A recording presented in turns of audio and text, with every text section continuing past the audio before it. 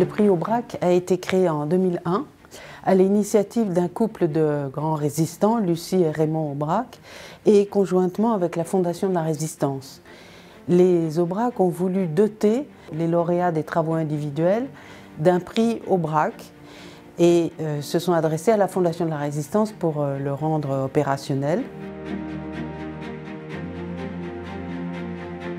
Le devoir individuel a pour avantage de obliger à une réflexion individuelle approfondie et elle permet à celui qui rédige, plus souvent c'est une dissertation, de s'interroger sur ses propres motivations, son propre comportement, dans l'hypothèse d'un retour d'une situation analogue. Réfléchir sur la résistance, c'est-à-dire réfléchir sur que faire quand on est opprimé par un régime, voire par deux en même temps, le régime de Vichy et le régime nazi.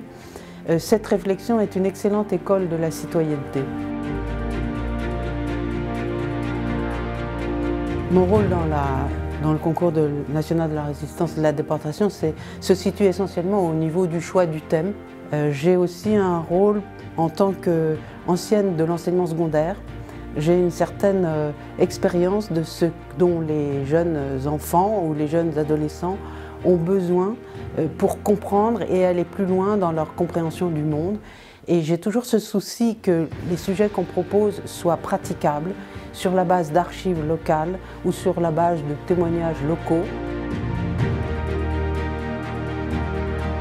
Le but du concours, c'est de faire réfléchir.